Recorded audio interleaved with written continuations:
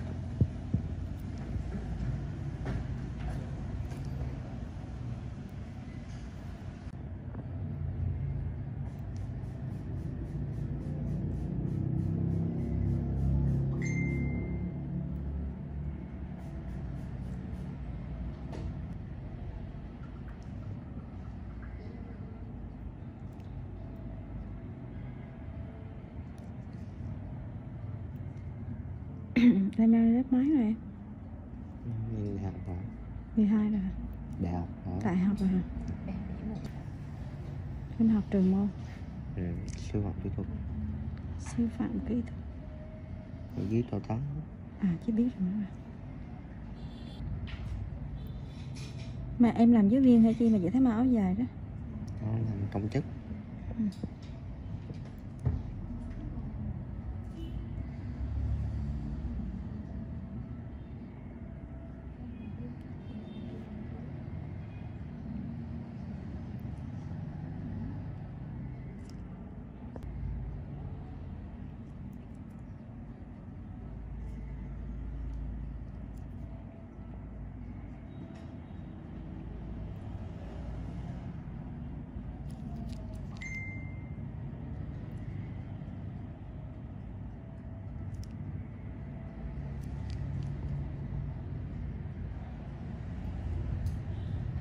Ánh sáng nó có ok không?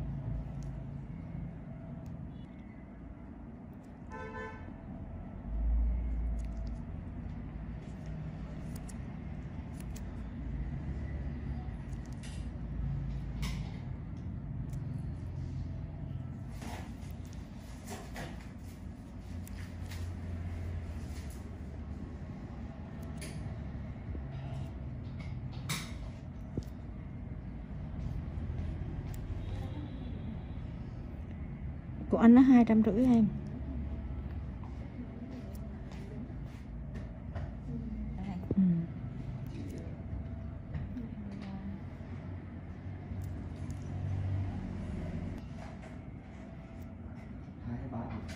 À 2-3 ngày sau chị em thấy có viêm sưng lên đâu là em quay lại chị.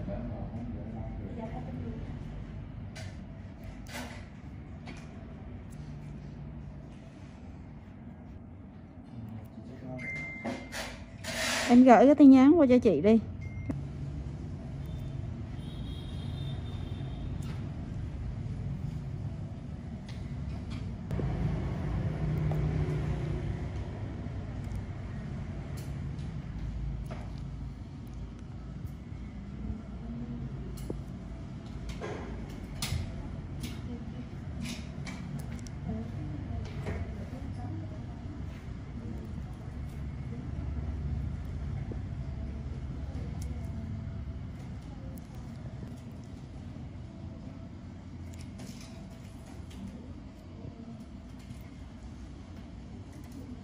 Dạ.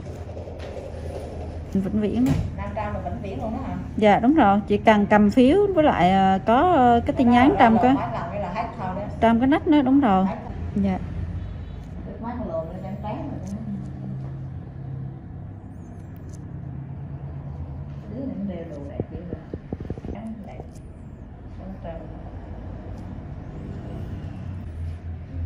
Trắng trắng búp búp đều đẹp. Theo chị An một tráng mà. Dạ. Bắt giờ là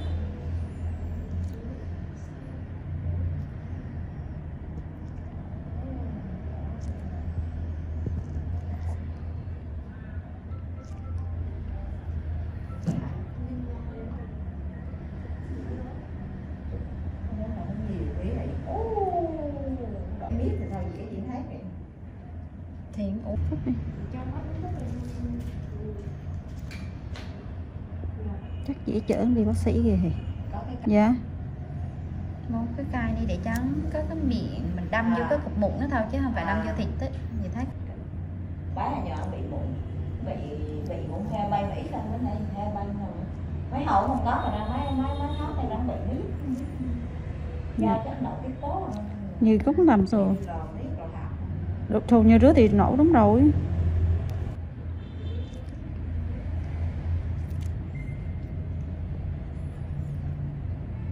Chị Trang, bữa hôm con bán cái gì tới trừ tầm thời gian bao lâu vậy chị Trang? Bữa hôm con làm cho gì tới trừ tầm thời gian bao lâu rồi? Thì nó Chắc hơn rồi. để đám cưới xong rồi mới ra bán lại. Lợt đó, vitamin C nó lẫn trong cái chân trong ra, còn nó là vitamin C buổi tối, lớp thiệt mỏng buổi tối, rồi cái ban ngày là gì Trang thoa cái nó cho con.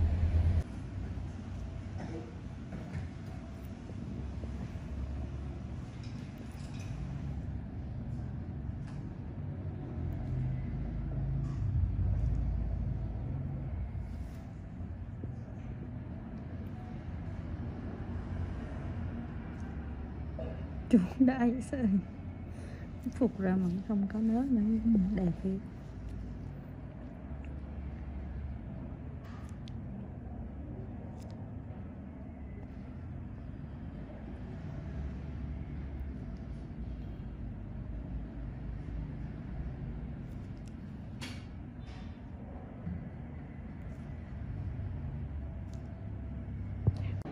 Dạ. Làm sao cái gì ăn cơm? Không, ý là Mày ăn mày no hả? Nằm Sát cái bộ sụn này nó đỡ dễ sợ này. Răng mình bị bán ghê. Chú cho đỡ lây ghê đấy hả?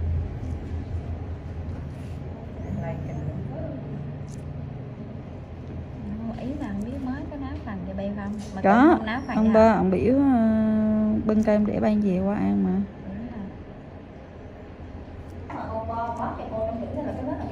Phục hồi đó cô. Phục hồi là hồi xí thôi. Dạ, không cần dài.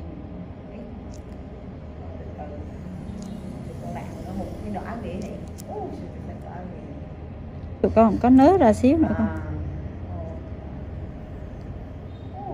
Một cô nếm đứa một cho cái ghế chị lên xíu mấy đứa. Ừ, đúng rồi. Rồi cái máy bên đây là đang coi thôi chứ chưa làm hả? Có năm hết hả? Rất là làm cỡ mấy lần nữa. Cỡ 3 lần là thấy hiệu quả 8-90 rồi. tì vô cái nách này gì Trang nè. Chị em mà một đứa thì làm gì mà đứa là ít làm. Cái đứa làm nhiều nó không chết nó ra. Con bé đi dân cứ chồng nên ưu tiên trước. Có nghĩ còn kia đi lò có trúng múi giờ. Cô dẫn ra đó chứ không phải. Thì lớn rồi mà không đi. Đi đâu cũng nhóc nhót hết trơn, cũng mại thôi. Cái còn không là Con ưa rủ mẹ thêm. Đúng mình có hai đứa con chứ má. Dạ. Chờ con xào đó cả đứa cũng vui chứ. Cũng vui chứ chị. Không. Đúng rồi, nói chị nha, có con vui. Vui chứ. Review. Basically a stripped down Honda GL 1500 Gold Wing, with lower gearing and 6 carbs. The Honda F6C Valkyrie is actually reasonably good fun to ride, and some might say it's best made motorcycle in America. The Honda Rune 1800 looks like some kind of Dan Dare spacecraft, mental. Ride quality and brakes. Here, the Honda F6C Valkyrie surprises many riders.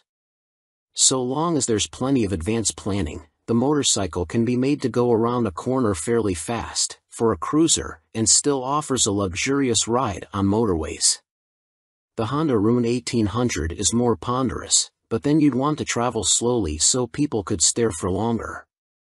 The Honda Valkyrie's big problem for many cruiser riders is that it just isn't a V-twin. Instead, a burbling flat 6 Honda GL 1500 Gold Wing motor seems to sanitized for most, too damn quiet.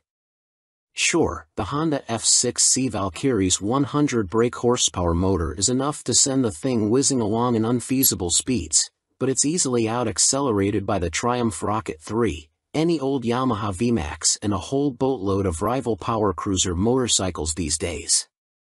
The Rune 1800 isn't really any faster. The Honda F6C Valkyrie rarely goes wrong, ever. It is a beautifully made motorcycle, with lavish chrome, thick paintwork and an engine that can cover 100,000 miles with basic oil/filter changes. The main problem with the motorcycle is keeping its hundreds of nooks and crannies clean. Double that cleaning time on the Honda Rune 1800. Our Honda Valkyrie FC6 owners' reviews show a very reliable bike, which is the norm for Hondas. For most of its life it was available as a personal import from the USA, and there aren't that many around, which keeps resale values high. Honda F6C Valkyrie motorcycles with the hard luggage touring kit on seem to be sought after. Buy a good used motorcycle and you can 5 years biking for about $2,000 in depreciation. The Honda Rune 1800 costs big bucks and is for lotto millionaires and poseurs only. Huge brakes, beefy forks and a proper two-person saddle are some of the useful features on the Honda F6C Valkyrie. It could use the reverse gear of the Gold Wing and there's no screen as standard on the Honda F6C Valkyrie. Naturally, there's a whole phone book of accessories to be had, from both Honda and US aftermarket motorcycle accessory suppliers. Sci-fi bodywork on the Rune looks stunning. Welcome to BBC Motor Reviews channel. KTM 1090 Adventure, 2017 on review. The chassis copes with the extra power with ease. In fact, it feels like it could handle a further 25 brake horsepower. The conventional 48mm WP forks and WP rear shock work straight out of the box. The forks are non-adjustable, but on our test route that didn't pose any problems. A 170-section rear tire and the 1090's relatively low weight enable it to be hustled with ease. Boring it certainly isn't. Unfortunately, we had less than ideal conditions to test the new 1090, but wet riding did highlight the bike's rider friendliness and near-perfect fueling at low speeds. There are 3 riding modes: Sport, Street, and Rain, with an optional off-road setting. Each mode changes the engine characteristics and level of traction control intervention.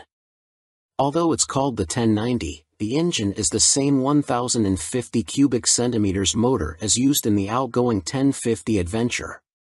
In the old model, KTM restricted it to 95 brake horsepower, but they've unleashed an extra 30 brake horsepower for the 1090, pushing peak power to 125 brake horsepower and torque to 80.4 ft-lb. On the road, it deals like KTM have thrown a bottle of vodka into the punch bowl along with a dozen cans of Red Bull. The 1090 is much livelier and more fun to ride, yet still has the ease of use of the original 1050. Confusingly, KTM also offer a 95 brake horsepower version of the 1090, which can then be restricted further to 47 brake horsepower for those on an A2 license. KTM's LC8 engine is a proven motor by now, with few problems to report, and KTM's Adventure family are well built. The 1090 Adventure comes in much cheaper than the more premium competition, without skimping on quality. The standard price of £11,299 is good value, although the bike we tested would have cost £12,800. As the 1090 is the baby of the Adventure range, the spec doesn't quite match that of its bigger brothers, but you do get 3 riding modes as standard: Sport, Street and Rain. An off-road setting can be unlocked with the optional off-road pack, £243 and 78 pence. Traction control and ABS are standard but not lean sensitive, and the TC can't be deactivated on the move. Old-style clocks remain. Welcome to BBC Motor Reviews channel. Cines Akuma 125, 2022 on review. Priced at £2,599, the Akuma significantly undercuts the popular Honda MSX 125 Grom, which is its obvious target. And though my preference is for traditional-looking bikes with a retro feel, like the WK Scrambler or Cines's own Outlaw, after riding the updated Akuma, I'm genuinely impressed. Ride quality and handling are altogether spot on, and though not the outright fastest, it's plenty quick enough. Yes, perhaps the seat leans you a bit too far forwards, and at 6 foot tall my knees are a bit high, but this aggressive style and involving feel make the Akuma a confidence-inspiring and solid first ride for any newcomer. If I wasn't a skint student on part-time wages, I'd buy one without a moment's hesitation. Can't say much more than that. For 2022, the Cines has larger 14 inches wheels, upgraded from the previous 12 inches. Still small, they improve handling and give a stable feel around corners, while still making the Akuma very agile at low speed and in close quarters. The handling is smooth too, thanks to the suspension and low center of gravity, and with the seat pushing you forwards you can really feel every inch the bike. Leaning forwards into corners and tucking in on the straights, the Akuma might be a modern monkey bike but rides like, well, a proper bike.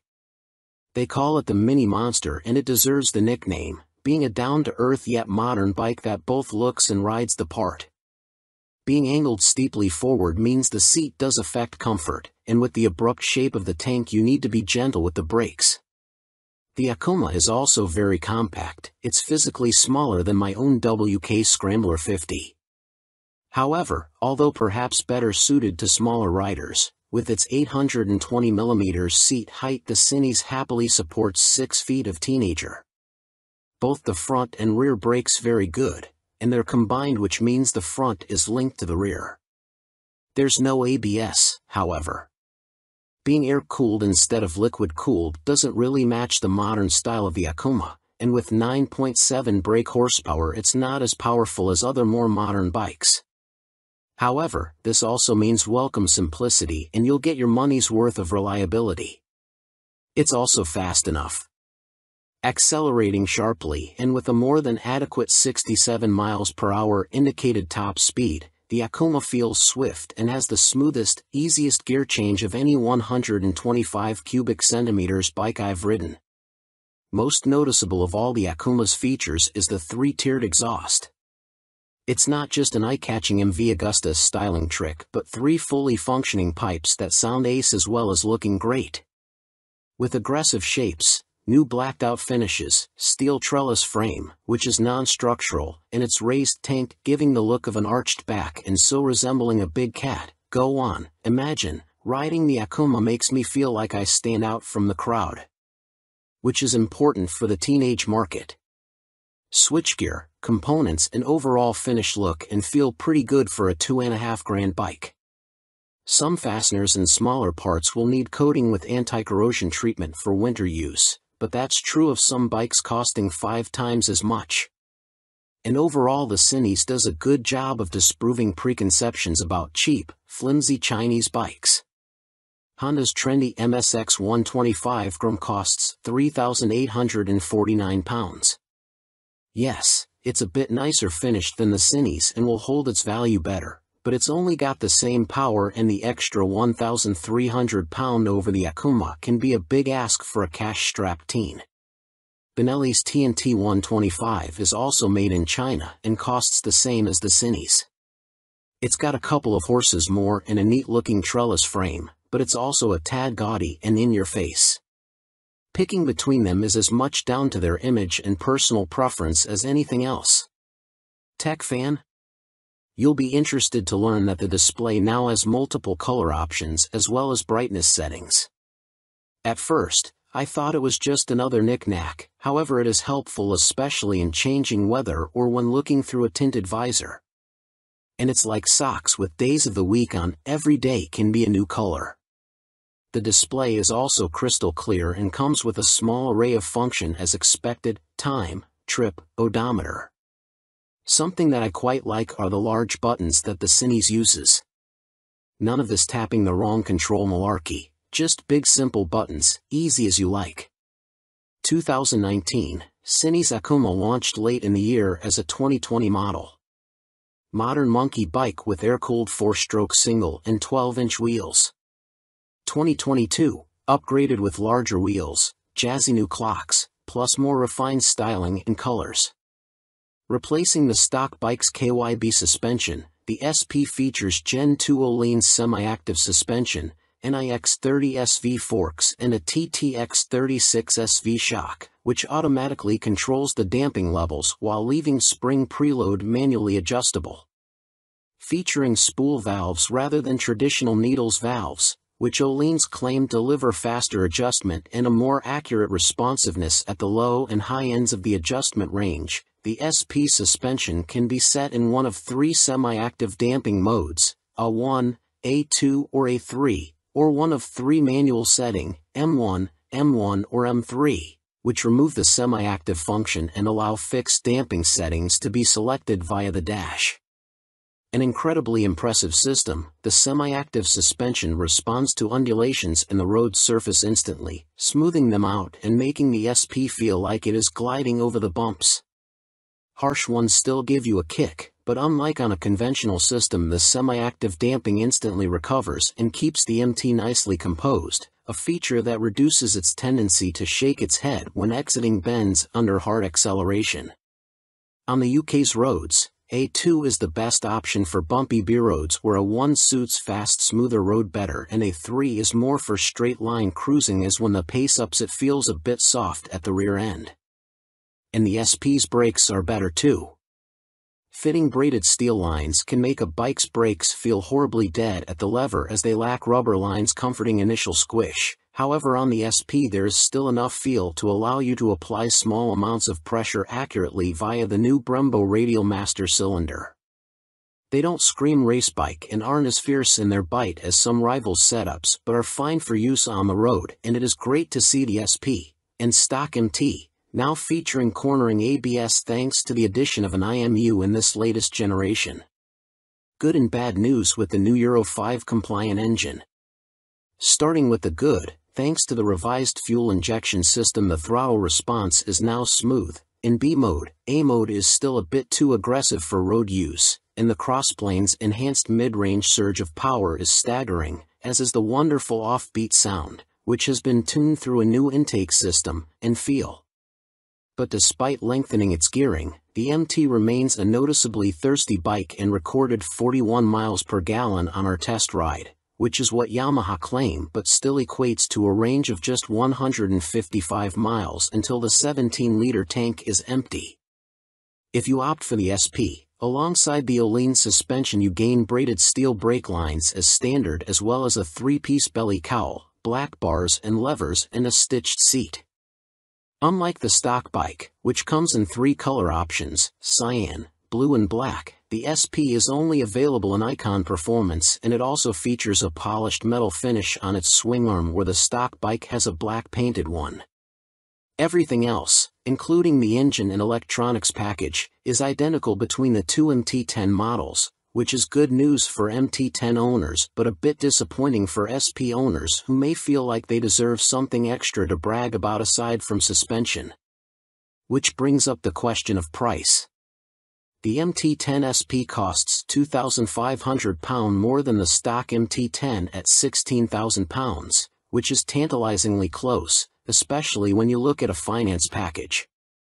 On a PCP deal after a £3,000 area deposit, you are looking at paying about £35 a month more for the SP when compared to the stock bike. That's about the price of a takeaway meal for 2 every month, which seems a small sacrifice to gain that all-important Öhlins bling.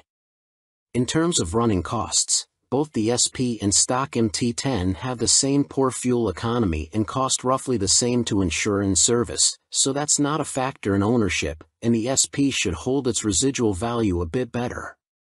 How does it stack up against its rivals? Very well. The SP is £16,000, where a Ducati Street Fighter V4 is £19,551, or £21,651 in S-guise with semi-active suspension. The Aprilia Tuono V4 factory is £16,900, the KTM Super Duke EVO £17,899, Triumph Speed Triple 1200 RS £15,500, which lacks semi-active suspension, and the Kawasaki ZH2 SE £19,079. Sharing the same tech package as the stock MT, the SP is no less impressive when it comes to its safety assists. Thanks to a 6-axis IMU, you get cornering ABS and TC, as well as slide control and anti-wheelie that sit alongside an up/down shifter, engine braking control, cruise control, and variable power modes, all of which are controlled via the new 4.2-inch color TFT dash, which lacks connectivity. While the electronics perform faultlessly, and the quickshifter is excellent, it is tricky to see which of the various acronyms you are selecting should you wish to tweak their. Welcome to BBC Motor Reviews channel. Triumph Rocket 3, 2020 on review. Suspension, steering and stopping are all worlds ahead of the previous Rocket 3, and as a result it now feels like a laughably large but comprehensively capable motorcycle, rather than a cartoon cruiser caricature. Related, 2020 Triumph Rocket 3 TFC news on MCN.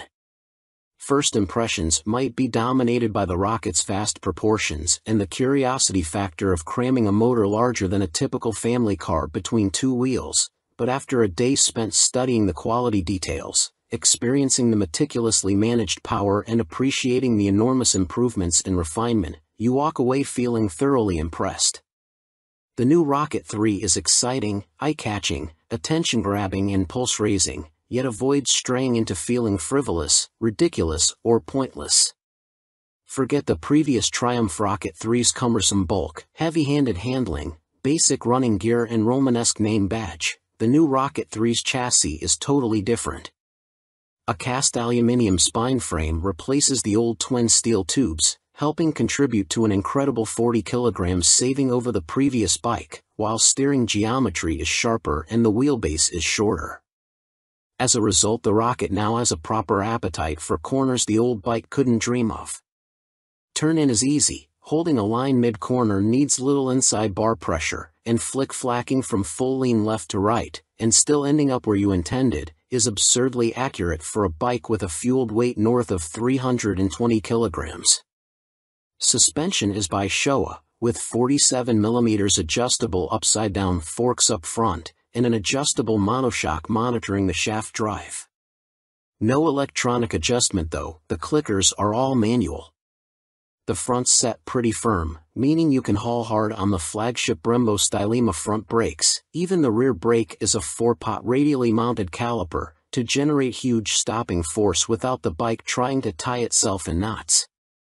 Ride quality is generally good, though the short travel shock, just 107mm, has to work hard and can feel bouncy. Drive hard and you can clearly feel the rear end of the bike jack up though, a result of the torque reaction from the shaft drive being unchecked by any kind of parallelogram setup. The Rocket 3 comes in two flavors, Roadster R and Touring GT, with the main difference being riding position. The R has a higher seat, mid-set foot pegs and narrower bars, giving a more aggressive Street Fighter stance, while the GT's lower seat, feet-forward controls and wider, higher bars give a relaxed, cruiser feel. Everything is transferable between the bikes, meaning you can create whatever kind of muscle-power touring cruiser you like. Into the bin goes the Rocket 3's 2,294 cubic centimeters triple, replaced by this all-new, gruntier, smoother, cleaner, stronger and smaller 2,458 cubic centimeters engine. Huge 110.2mm pistons eclipse the old 101.6mm items, while stroke is significantly reduced, down from 94.3 to 85.9 millimeters, allowing Triumph to make a shorter motor. Peak torque is identical to the previous Rocket 3 Roadster, at 163 lb-ft, but the new motor holds onto that grunt for longer as revs climb. Where the previous Rocket's torque curve fell away sharply above 2500 rpm, the new motor has a much fatter, flatter delivery. As a result, headline power is up to 165 brake horsepower. But as ludicrous as that might sound, the reality is that it's immensely easy to use. All that prodigious power is carefully controlled by the ride-by-wire throttle and predictive, lean-sensitive traction control, while output is restricted in lower gears and top speed is electronically limited to 138 miles per hour. It's a beast, but one of those big, fluffy, gentle, cuddly chaps from a Disney film. The colossal torque spread means you can ride it however you like. Plunk it in one gear and dip into the immense grunt from 2500 to 5500 rpm if you're feeling lazy, or chase the 7000 rpm redline and work the new sweet-shifting 6-speed gearbox for maximum thrills. There's even an optional two-way quickshifter in Triumph's accessory catalog, if you like changing clutchlessly. It's a completely new machine from nose to tail, so only time and miles will deliver a verdict on reliability. Service intervals are set at a car like 10,000 miles, suggesting the motor is in a fairly mild state of tune and Triumph have confidence in it. Looking over the bike in the metal, everything appears high quality, as you'd expect for 20,000 pounds. The exhaust headers are a particular highlight, the welds look neat, while the hydroformed curves are apparently a huge pain to produce. Everything seems tucked away neatly, there are no vulgar cables or hoses dangling about anywhere, and wiring runs inside the handlebars. Details like the Monza-style petrol, coolant and oil filler caps are pleasing, while the clever flip-out pillion pegs are a neat design. Our Triumph Rocket 3 owners' reviews show there have been some issues for some buyers, in particular corrosion, electrical and mechanical problems. Seemingly the rear brake can often stop working, for example, and needs attention from a dealer.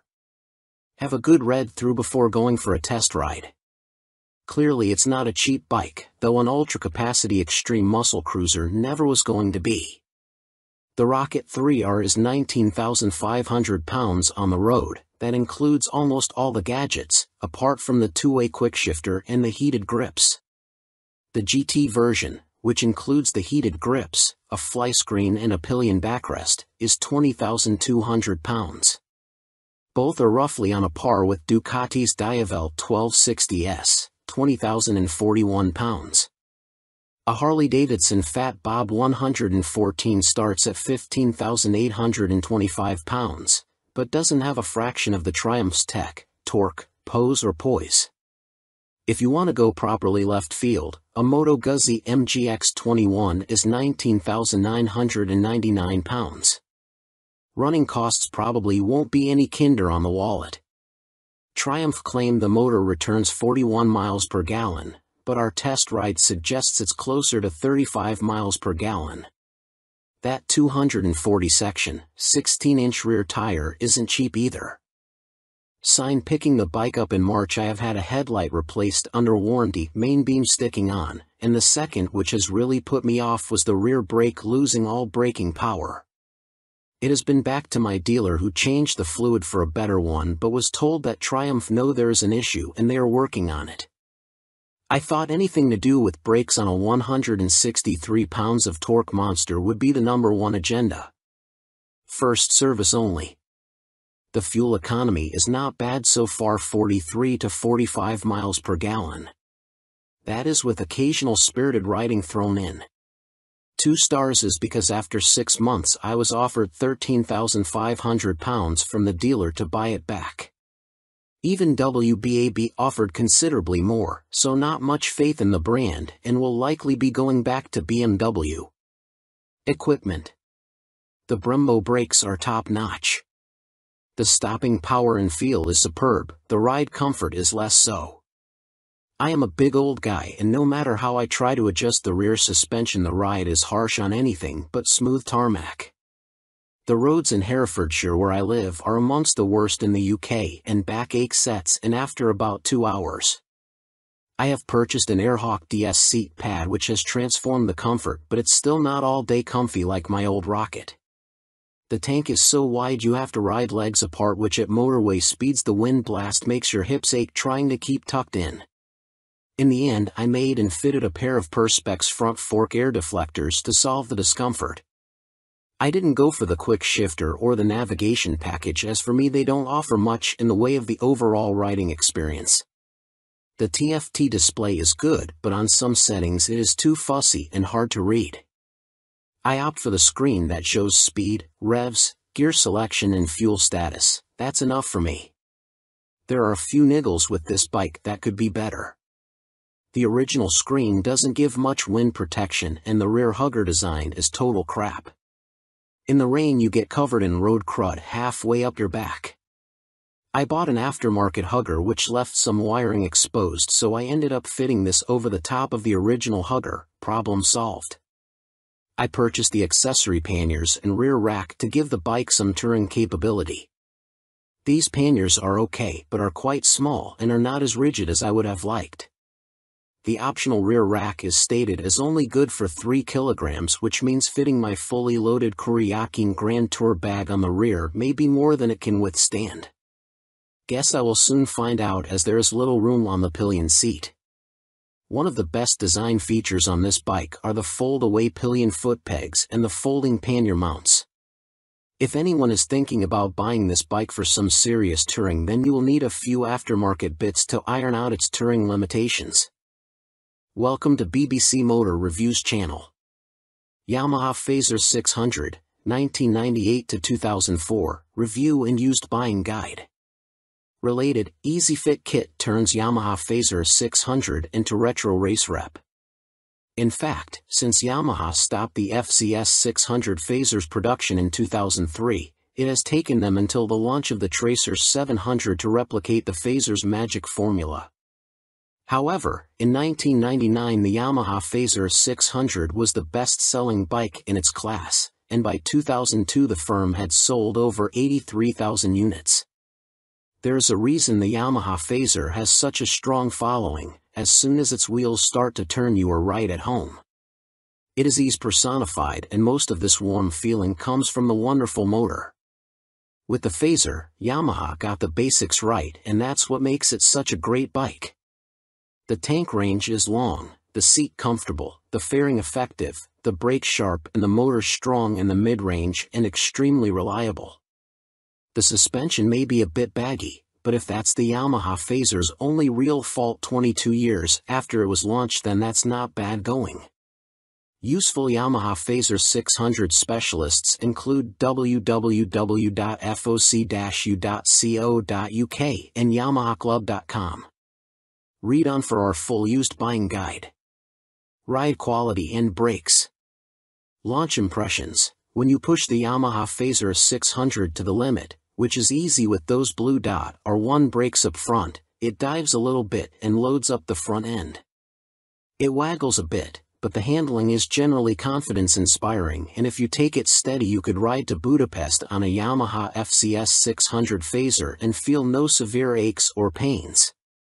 Yamaha Phaser 600, what does it ride like now?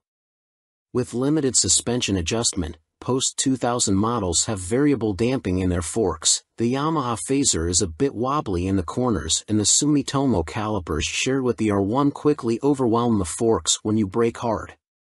But where on some bikes this is an annoyance, on the Phaser it makes you giggle and adds to the amusement factor.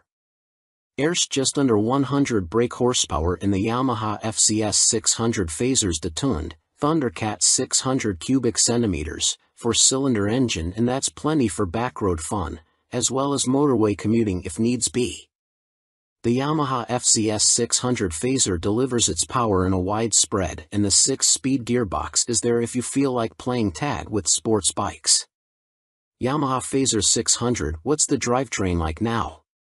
The inline-4 is beautifully smooth and has that lovely mid-range pull you get with an old long-stroke unit. It's not revvy or buzzy like the FZ6's engine, it's just silky smooth and full of drive. The gearbox may be showing its age, the linkage is notoriously sloppy when worn, but it clunks into gear with a reassuringly solid feel, and the bike is more than happy to break the national speed limit when asked. The Yamaha Phazer is a fairly well-made motorcycle, and except for the black painted downpipes rotting away, or the brake calipers seizing up, the Yamaha Phazer doesn't suffer big problems. It can rack up very high miles with regular servicing. Apart from its thirst for fuel, it would make a great dispatcher's motorcycle. Yamaha Phazer 600 reliability. We've got a whopping 52 Yamaha Phazer 600 owners reviews on the site, and the bike scores 4.6 stars out of 5 overall, with the same score for build quality and reliability.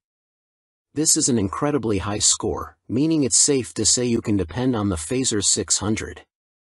Minor issues include the Phazer lacking more modern equipment such as more electronics, but this is an old bike now. You can't expect the world. Its value more than matches its spec. Yamaha Phazer 600 common problems. Early ignition barrels aren't very strong. Check it works smoothly and that the ignition key works the fuel cap and seat lock. The headlight bracket bends if the bike is in an accident and few people replace it, so always check the fairing looks square on the bike. The steel swing arm can trap water and rot around the chain adjusters, so inspect this area well for any obvious rust damage. The Phazer has a 110/70 front tire, and as a result tire choice is limited. You can fit a 120/70, but this can interfere with the mudguard. Yamaha Phazer 600, a mechanic's take. By Chris Spinks, Chief Instructor, Metropolis Training School. The key factor when buying a used FCS 600 Phazer is seeing if it goes into second gear. First gear on the Phazer is quite short, and the jump to second puts a lot of strain on the gearbox. This can cause the second gear selector fork to bend, and that leads to a really stiff change and eventually a broken gearbox. On a cheap bike such as a used Phazer, that can write the bike off as replacing it is not economically viable, as a complete gasket kit costs £500. That said, when I destroyed my Phazer's gearbox on a track day, I bought a new motor for £400, and swapping them over was fairly simple. The sprocket retaining nut is a classic Phazer fault and well documented. The nut comes loose, the sprocket slides off the shaft and then sits on the threaded part of the output shaft. People think the clutch is gone and rev the motor, which causes the sprocket to strip all the threads off the shaft. You can slide the sprocket back on and spot weld it in place, but you need to be careful not to overheat the seals. As long as you fit the nut correctly using the locking washer, you should be fine, although Yamaha did release a deeper threaded nut and this sorts the issue. The lights on the Phazer are poor, but on the 1998 9 model the bulb vibrates and creates a white powder that fills up the lenses. This is impossible to remove and makes the light even worse. Some owners change the lume to convert the Phazer to twin headlights, which is very easy, but you need to tilt the main beam down or it will fail an MOT. After 15,000 miles the shock will be duff. I'd recommend getting the forks rebuilt and buying an aftermarket shock. Don't be tempted to go for stiff fork springs. I've found softer ones works better. When it comes to the finish, the paint likes to flake off from the engine's fins, so don't jet wash the engine, and check the downpipes. The motor is totally bulletproof, but the cam chain tensioner can need changing and it is a nightmare to get to. At the end of the day, a well-looked-after Phazer is a brilliant buy and totally reliable. At the training school we would see them cover over 65,000 trouble-free miles with only oil changes. Extrema Makeover, Aprilia put the RS660 on a diet for a limited edition focused model. Alongside the surprise launch of their 2023 BX450, Bimota have shed more light on supercharged Tessie Tourer currently in development. Now officially called the Terra, we first caught glimpse of the bike as a basic design sketch at the 2021 EICMA show, with a spokesperson for the Rimini firm later confirming to MCN that it would be powered by the 4-cylinder motor found in Kawasaki's Ninja H2 SX range. Never before have Bimota been present in this market segment, Bimota COO, Pierluigi Marconi, said in a statement. No one has this much fun and function in one package. The Terra is an attention grabber that will act like a halo for Bimota by attracting further consumer attention to our impressive vehicle lineup, he continued. Although details remain scarce, Bimota have gone into some depth on the new steering system, which sits diagonally between a front subframe and the front wheel. There are no front forks like a conventional motorcycle, which should aid front-end stability and the ability to trail brake into a corner. This is because braking forces are kept away from the front suspension, leaving it free to deal with bumps in the road. These systems can reduce front-end feel though. Until now, Tessies were only made for the sports segment, Marconi told MCN at EICMA 2021, we'd like to put the Tessie name to adventurers, tourers, and bikes like that. Our philosophy is to have two lines of bikes, he added. One is the Tessie line and one is for more traditional models. We like to follow the two concepts, because although a Tessie chassis has a lot of advantages, for some riders it is still too much of a novelty. Alongside the funny front end, Bimota have also confirmed that the Terra will receive semi-active suspension developed in partnership with Marzocchi. The ride height can also be adjusted either manually or electronically by 30 mm. Also expect to find 5-spoke forged alloy wheels too, which should help to keep unsprung mass down. It went from first sketch to full-size model in few months using computer-aided design, Marconi continued. You ride some bikes because you have to, but you ride these Bimota because you want to. Terra will appeal to enthusiasts of all ages because the design draws you in, and the performance keeps you there.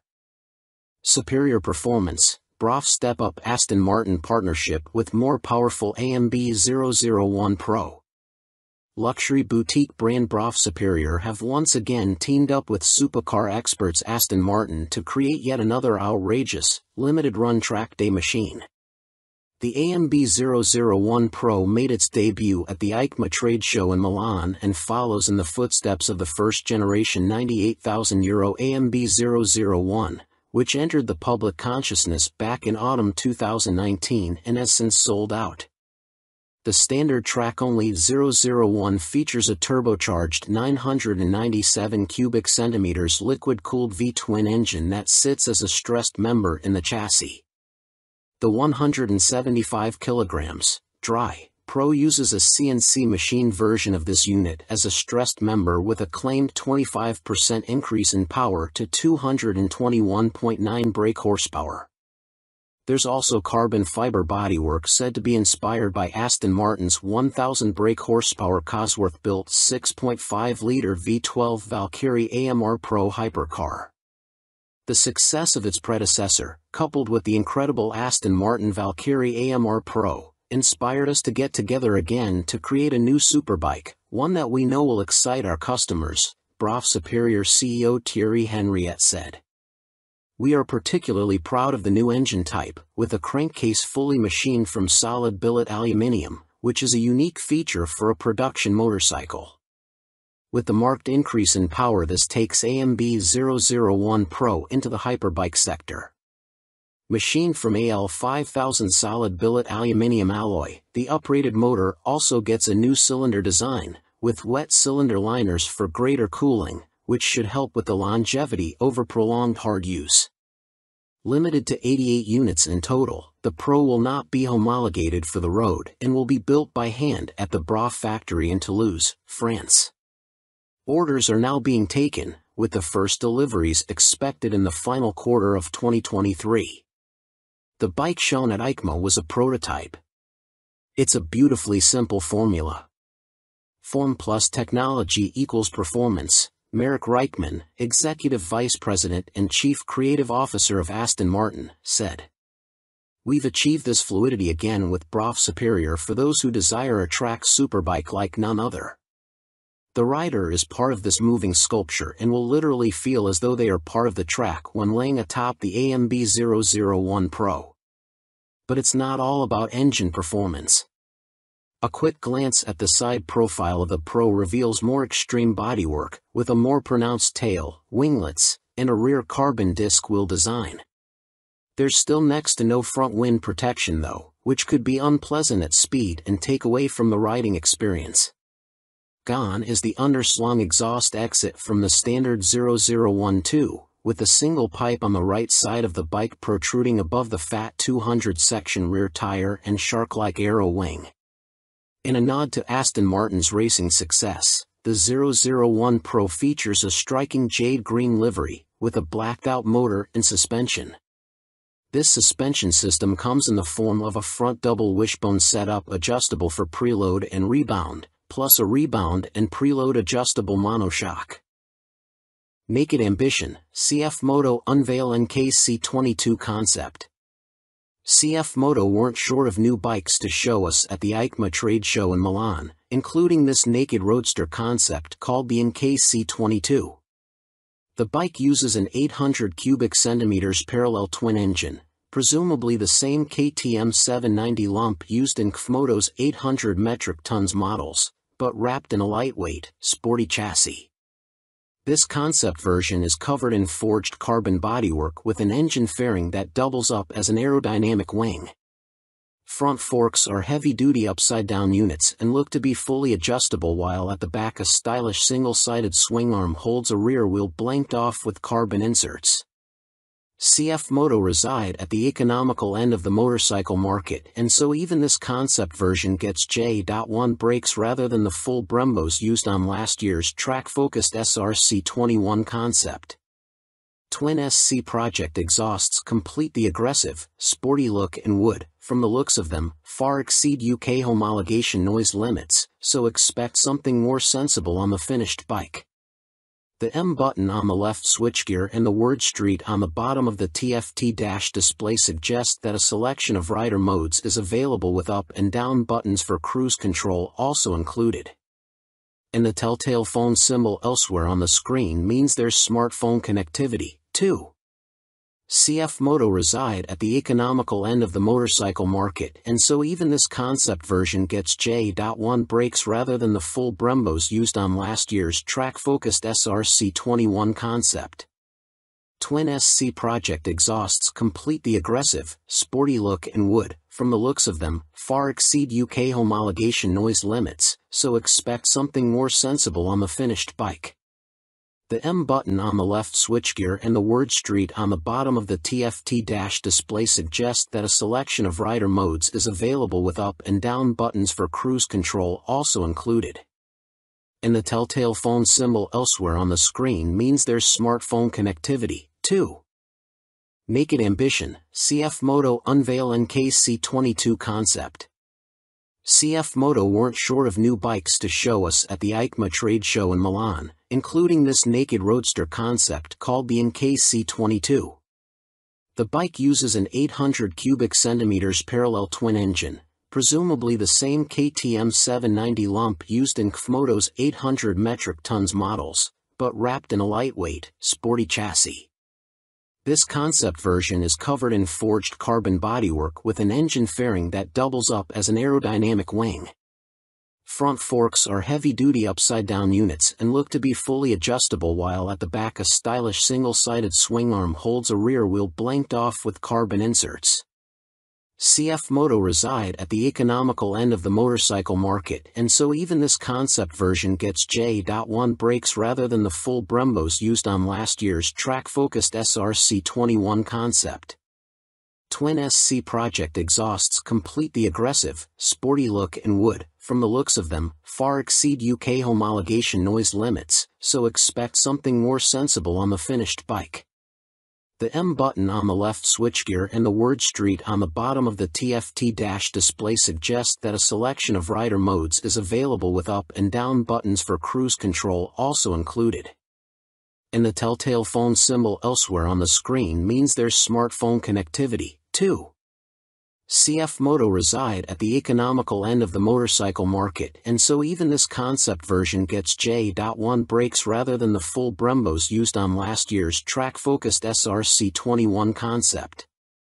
Twin SC Project exhausts complete the aggressive, sporty look and would, from the looks of them, far exceed UK homologation noise limits, so expect something more sensible on the finished bike.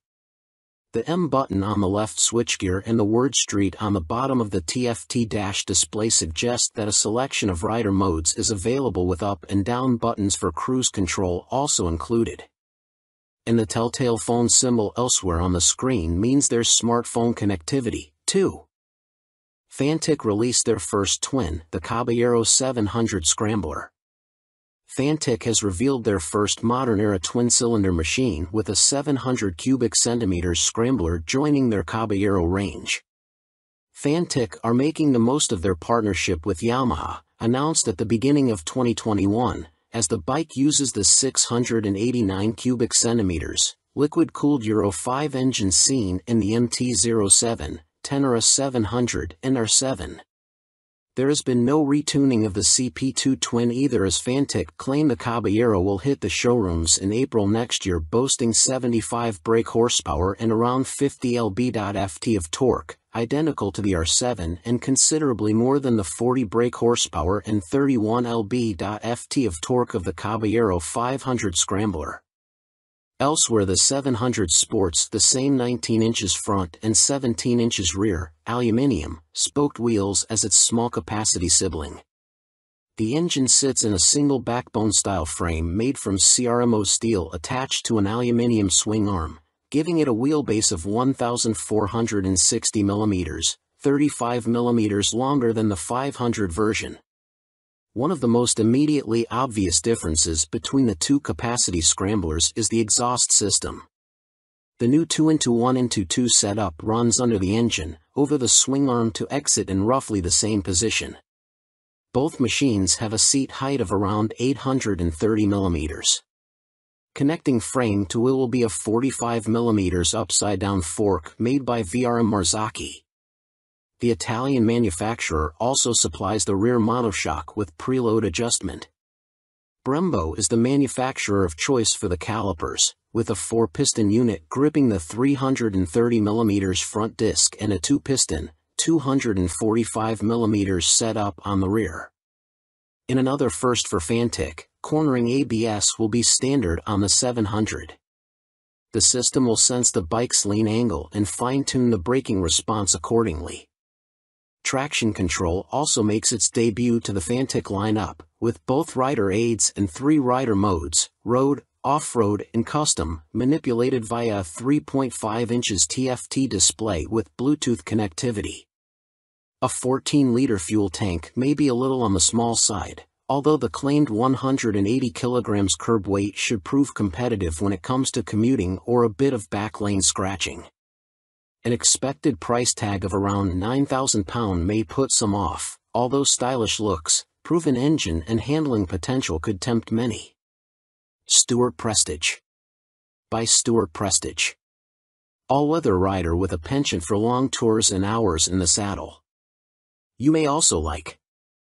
Honda released £30,000 limited edition McGuinness 100th TT Star Replica Fireblade SP. Who do you think you are, John McGuinness?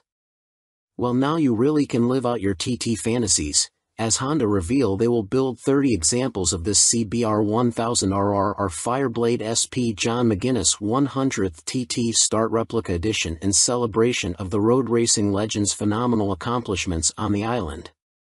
The headline visual difference from the stock bike is the bold replica of the paint job John raced with for his 100th TT Start. But this is more than just a replica paint job, there's a whole host of other upgrades to add to the exclusivity.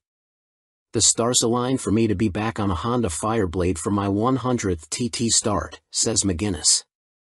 It's an awesome bike and has meant so much to me over my career. I'm proud of my connection with its place in TT history and of this, my replica. John McGuinness is the second most successful TT racer of all time, next to the late, great Joey Dunlop, and while revered as road racing legend, he has also had an exceptional short-circuit career, having raced in 24-hour world endurance races like the Bol d'Or and Le Mans, 500 cubic centimeters GPs and the Daytona 200. He's a former British 250 cubic centimeters champion, has ridden in World Supersport and finished third in the 2009 British Superstock Championship. Making his TT debut in 1996, he won the Best Newcomer title in the 250 cubic centimeters class. 3 years later, he took his first win, the 250 cubic centimeters lightweight TT. Over the ensuing 2 decades, 1999 to 2019, he has accumulated an incredible 47 podiums and 23 TT wins, as well as being the first to break the 130 mph lap barrier on a Honda Fireblade, no less. So, what do you get for your 30,000 pounds? In addition to the already high spec of the CBR 1000RR Fireblade SP which underpins the replica, the limited edition blade gets a full replica paint job incorporating gold detailing and a film strip showing all of John's TT starts on Hondas. Unsurprisingly, this is where it deviates from his actual race bike, which also pictured his TTs on other manufacturers' bikes, and 100th start sponsor logos. There are gold wheel stripes, an individually numbered plaque on the headstock, genuine Honda carbon fiber front mudguard and carbon rear hugger, or rear seat cowl and tall screen, and Metzeler Racetech RR tires. On startup there's a Ring of Fire screen animation as the display loads, and 30th anniversary logos on the smart key and laser engraved on the Akrapovic muffler, marking the machine's special place in Honda history. And to cap it all, there's John's signature on the airbox cover. Honda are even offering the opportunity for a personal handover from John McGuinness MBE himself, at Honda Racing UK in Louth. If that's not enough, you'll also get a custom Fireblade garage mat, genuine Honda accessories indoor bike cover, 3D laser engraved crystal featuring a design of the John McGuinness 100th start replica. All inquiries and orders for the John McGuinness CBR 1000RR Fireblade SP 100th start replica are to be via the Honda dealer network, and if you want to see one in the flesh, it will be on display on the Honda stand throughout Motorcycle Live at the NEC from November 19th to 27th.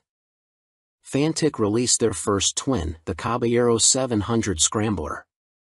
Fantic has revealed their first modern-era twin-cylinder machine with a 700 cubic centimeters scrambler joining their Caballero range. Fantic are making the most of their partnership with Yamaha, announced at the beginning of 2021, as the bike uses the 689 cubic centimeters, liquid-cooled Euro 5 engine seen in the MT-07, Tenere 700 and R7. There has been no retuning of the CP2 twin either, as Fantic claim the Caballero will hit the showrooms in April next year, boasting 75 brake horsepower and around 50 lb-ft of torque, identical to the R7 and considerably more than the 40 brake horsepower and 31 lb-ft of torque of the Caballero 500 Scrambler. Elsewhere the 700 sports the same 19 inches front and 17 inches rear, aluminium, spoked wheels as its small-capacity sibling. The engine sits in a single backbone-style frame made from CRMO steel attached to an aluminium swing arm, giving it a wheelbase of 1,460 mm, 35 mm longer than the 500 version. One of the most immediately obvious differences between the two capacity scramblers is the exhaust system. The new 2-into-1-into-2 setup runs under the engine, over the swing arm to exit in roughly the same position. Both machines have a seat height of around 830 mm. Connecting frame to wheel will be a 45 mm upside-down fork made by VRM Marzocchi. The Italian manufacturer also supplies the rear monoshock with preload adjustment. Brembo is the manufacturer of choice for the calipers, with a 4-piston unit gripping the 330 mm front disc and a 2-piston, 245 mm setup on the rear.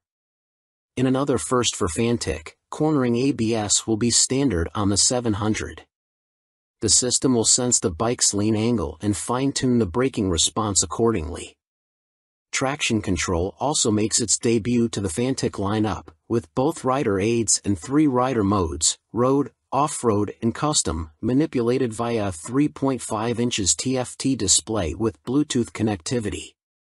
A 14-liter fuel tank may be a little on the small side, although the claimed 180 kilograms curb weight should prove competitive when it comes to commuting or a bit of back lane scratching. An expected price tag of around £9,000 may put some off, although stylish looks, proven engine and handling potential could tempt many. Stuart Prestige. By Stuart Prestige. All-weather rider with a penchant for long tours and hours in the saddle.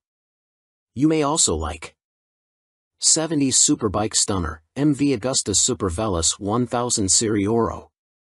MV Agusta may not have been directly participating in the EICMA show in Milan last week, but it didn't stop them stealing the headlines with this stunning Super Veloce Serie Oro. The carbon-clad superbike uses the Brute Ale 1000RR as a base, meaning the same 998 cubic centimeters inline-4, producing a claimed 209.1 brake horsepower with a race kit installed. Inside this motor, you'll find a countershaft that rotates at twice the speed of the primary drive shaft with the aim of reducing vibrations and promoting faster cornering. You also get the same frame and single-sided swing arm, but now clad in carbon fiber bodywork inspired by MV's 1972 500 GP Racer. Sitting alongside the smaller, 3-cylinder Super Veloce 800, the Serie Oro is planned to hit dealers in the middle of next year at a price of approximately £50,000. In total, 40 elements of the bike are finished in carbon fiber, including a set of winglets that MV claim produce 39.2 kilograms of downforce at 199 miles per hour. You also get carbon fiber disc brake covers, which attempt to pay tribute to the drum brakes of old whilst also cooling the calipers, essential on a bike capable of such high speeds. MV Agusta also claim the design allows air to flow around the brakes towards the coolant and oil radiators for better temperature control. There are air vents along the carbon fairings, too. Despite the superbike credentials, the Serie Oro has deliberately been made more comfortable and less extreme than traditional circuit stars, and it features electronically adjustable Öhlins NIX forks for a high-quality ride. They are matched to an Öhlins TTX rear shock, which bolts directly to the swing arm. As you'd expect for a bike of this caliber, stopping power comes from premium Brembo Stylema monoblock calipers, which bite onto chunky front 320mm discs. You also get 5-spoke forged aluminium rims, and 4 under-seat exhausts, just unlike the company's landmark F4. In addition, there's a suite of lean-sensitive electronics, plus a 5.5 inches TFT color dash to control them, with the added option of mobile connectivity. Dan Sutherland. By Dan Sutherland. News editor, sports bike nut, and racing fan. You may also like Vmoto range grows, Super Soco owners launch 3 new urban models at EICMA 2022. Electric scooter manufacturer Vmoto, parent company of Super Soco, have had a busy year, releasing 3 new models at EICMA, including the 125 cubic centimeters comparable e-bike, the Vmoto Soco Stash. The release of the production model comes just a year after the unveiling of the prototype, with the bike so named due to its multifunctional storage compartment, housed in the fuel tank, large enough for a full-face helmet or other accessories. At its heart is an electric motor producing an average 8 kilowatts with a peak of 15 kilowatts. This propels the Vmoto Stash to a top speed of 75 miles per hour when the boost is deployed. 68 miles per hour is on tap without the boost.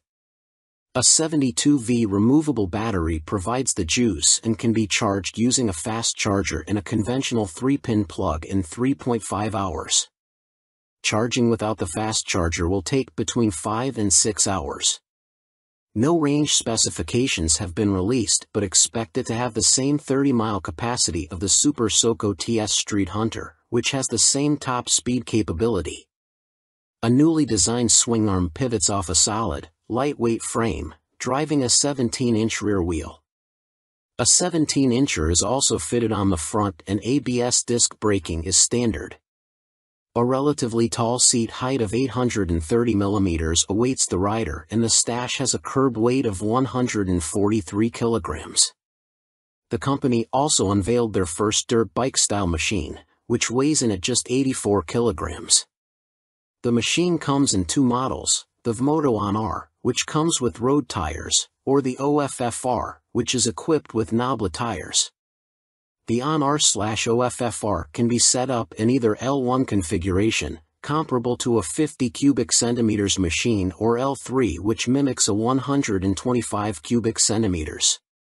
In the L3 iteration, the bike can reach speeds topping 50 miles per hour, while the L1 configuration limits the top end to just under 30 miles per hour.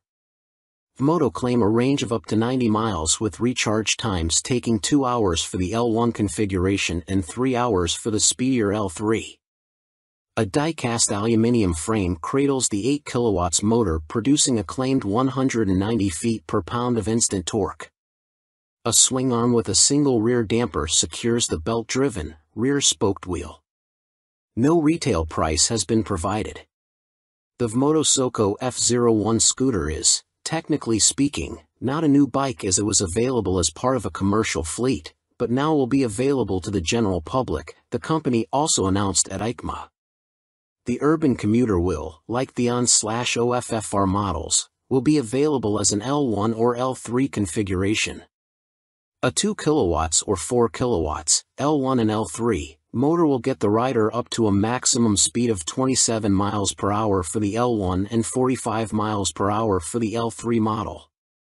Vmoto claim a range of between 50 and 60 miles dependent upon the setup and riding style. The charging time of the removable battery is 3.5 hours with a fast charger using a domestic 3-pin plug, or 6 hours without the fast charger. Coming in at 110 kilograms with a seat height of 855 millimeters, the F01 should prove a popular choice for city transportation. The F01 will be available in white, light or dark blue, red and black.